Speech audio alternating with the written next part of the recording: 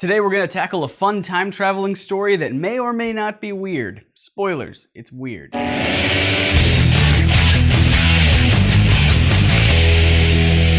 everyone, welcome to Comic Misconceptions, a show that takes you into detail about the things you think you know about comics. I'm your host, Scott Niswander, and I know it probably seems that Superman pops up on this show a lot. I just can't help it. His escapades are so crazy. But today, we're talking specifically about Lois Lane in Superman's Girlfriend, Lois Lane number 59. It's a crazy time travel story where Lois goes back in time to save Krypton from exploding.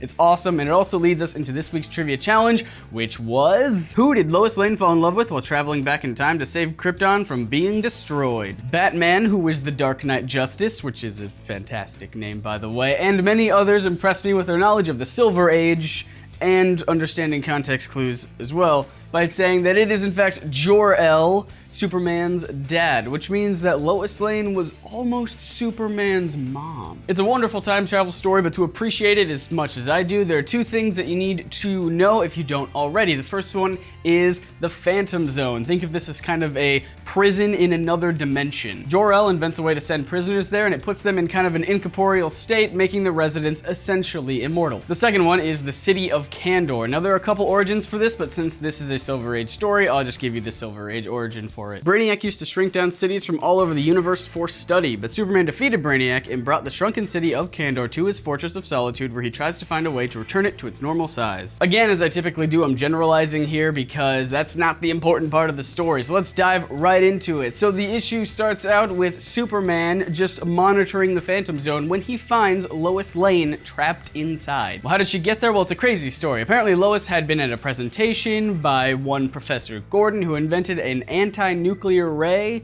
which would prevent the Earth from exploding, because we're in desperate need of one of those. Lois doesn't see this as an opportunity to save Earth, but instead to take it to Krypton and save that planet from exploding. A noble gesture, right? She wants to take the plans for this device to Jor-El and save Krypton and probably the billions of lives on that planet, right? Well, actually, no, she just wants to do it because she wants to impress Superman, a person she'll never see if this plan works. And in one of my favorite sequences in all of comic books, Lois borrows a time machine, gathers Kryptonian clothes and anti-gravity boots, becomes completely fluent in Kryptonese, and arrives at the planet in just 4 panels. No other explanation needed. This is the Silver Age at its finest. On the time machine, she has to dial the exact point in time where she wants to go, but at first she goes a little too far back to when Jor-El is in college. We know he's in college because of the pennant in the background, and also, I don't think Jor-El knows how to read books. You can't just have every page open at the same time, can you? I don't know, I don't read anything without pictures. Then she arrives at the right time, convinces Jor-El that she is a Kryptonian woman named Lois Lane, gives him the plans and helps translate them from English to Kryptonese, which she is now a master in, as of 1 page ago. So there you have it, the day is saved. Lois goes back into her time machine to go home, but unfortunately it's broken down because of the environment that she landed in. So her new thought instantly after that happened is, well, you know, Jor-El's kind of hot, and if I can't marry Superman because I'm stuck in the past, might as well marry his dad, right? Hold on. You are stuck on a completely foreign planet in the past. Your entire life as you knew it is gone. Your family, your friends, your loved ones, they all think that you are dead. And your first course of action is just to put the least amount of effort possible into making your time machine work before accepting the loss of your past life, and instead scheming to take your boyfriend's soon-to-be father away from his soon-to-be mother based on nothing except his looks and his relation to Superman. I love this story. Lois becomes roommates with Superman's eventual mother and Jor-El's current girlfriend, Lara. Lois wastes no time springing into action to sabotage Lara's relationship with Jor-El. They go to a salon together and Lois pushes a button that she thinks will make Lara's hair turn green. But she accidentally pushes the button for her own machine since she doesn't understand how Kryptonian technology works and turns her own hair green. Then they all go dancing together. And remember those anti-gravity boots that Lois got from Jimmy at the start of the issue to protect her from Krypton's extreme gravity? Well, she dials the boots down to even lighter, which I guess makes her dance better? Anyway, she steals a dance from Jor-El and he accidentally throws her because of how light she is. Somehow, even though Kryptonians are not superpowered on their own planet, Jor-El manages to run his flying car and catch Lois in it before she hits the ground. That's pretty impressive, and Lois cannot catch a break. Then Lois hatches one last scheme, something so diabolical and more evil than anything that could come out of the mind of someone even like Lex Luthor. She knows that Lara and Jor-El have a date scheduled for the 4th of whatever unit of time Kryptonians use in calendars, so she changes it in Lara's planner to the 5th. Scandalous. Also, it's good to see that the Spiral Notebook is going strong on an advanced alien planet. So on the night of the 4th, when the original date is planned, Jor-El is strolling in the park with who he thinks is Lara. They sit down and start making out, but when the multiple moons of Krypton all rise simultaneously, it's discovered that Lois had taken Lara's place. Lara arrives for some reason and slaps Lois for thinking she could ever steal Jor-El from her. But here's the kicker.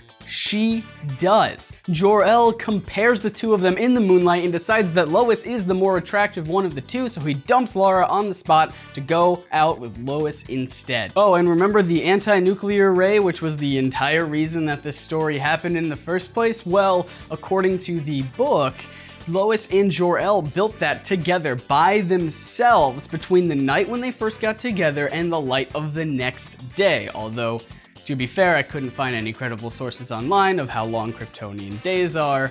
Also, I didn't look that hard. And right before they throw the switch to turn on the device that will save the entire planet of Krypton and all of its inhabitants, the city that they built it in, anti-nuclear ray and all, suddenly disappeared. Turns out that they constructed the device in the city of Kandor the day that Brainiac shrunk it down, and if that's not bad timing, I don't know what is. The components for the anti-nuclear ray are incredibly rare, which means that it cannot be rebuilt. Lois bails on the ceremony and, realizing that if she stays, she will die with the planet Krypton in the next couple years, decides to give her time machine one last go to see if it works, and to her surprise, it does. So Lois plans to leave, but not before dropping in on Lara one last time to tell her to go marry Jor-El because, I'm through with him. Look, I don't really know anything about relationships, but I feel like if a guy dumps you for someone else based on nothing but looks, you probably don't go running back to him as soon as you can, right?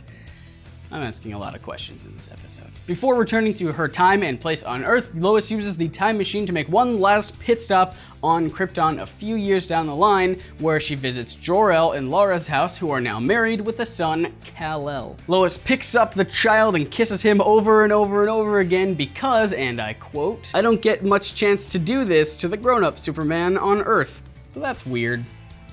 But at that moment, Jor-El is testing out one of his latest inventions. It is a ray gun that can transport people to another dimension. He blindly fires outside, hoping to hit a bird or something, but he instead hits Lois Lane, making her the first ever subject to be put into the Phantom Zone by Jor-El's device. And she stayed there in an immortal state until discovered by Superman at the beginning of this story. I just love Superman in this story. He is not having any of Lois's shenanigans. He uses the Phantom Ray to bring her back to Earth and then tells her to stop bothering him while he works. It's not until the very last panel that Lois realizes that if her plan had worked, she would be Superman's mom, which is kind of incorrect on a couple different levels, but I want to touch on the fact that there's just a time machine sitting in the Phantom Zone now, or even the fact that Lois never even told Superman that he can go visit his parents in the past. I mean, Superman knows that you can't change the past. We talked a little bit about it right here when he tried to save Abraham Lincoln from being assassinated, but if you want to get on his good side, stop scheming behind his back and give him the time with his parents that you had. Minus the making out with his dad part. What did you guys think of this fun time travel story? Let me know in the comments. I'm always down there checking out what you guys have to say, starting some conversations and stuff. It's a lot of fun. But alas, we make our way to the weekly trivia challenge. Since almost the beginning of the show, we've gotten requests to do an episode about Wolverine, and we talked a little bit about him in our episode about X-Men, which you can click on right here, but there is one part of Wolverine's past that I find very fascinating, and that is Weapon X. Now, the X stands for the Roman numeral 10, meaning it was the 10th installment in the Weapons Plus program. This week's trivia challenge is, who is the most famous and successful subject of the Weapon I program? Weapon 1 program.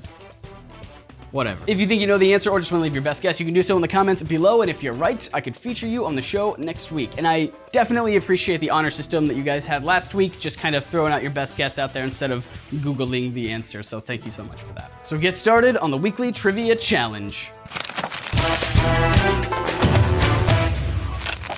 First and foremost, guys, I want to thank Mike Cunningham, Acid, LA Antimo, Tebigong101, and RK Crystal Skull. I hope I'm pronouncing all of those correctly, for leaving such wonderful comments on last week's video. You guys are super awesome. And even though we just passed 2,600 subscribers, yay, by the way, I would still do the show even if it was just a handful of you guys just leaving some really great comments. So thank you so much for that. Also, I should say that I'm gonna be moving in about a month and a half. So during that time period, that could be pretty hectic. We might go without an episode for a week or two. So sorry for any inconvenience. I mean, the house I'm moving to won't even have Wi-Fi for the first couple days. So that'll suck. Anyway, guys, if this is your first time hanging out with us here at NerdSync, please do hit that big sexy subscribe button right down below. We do this show, Comic Misconceptions, every week, as well as a podcast on Mondays. So check those out, and we will see you right here next week for more things that you thought you knew about comics. See ya.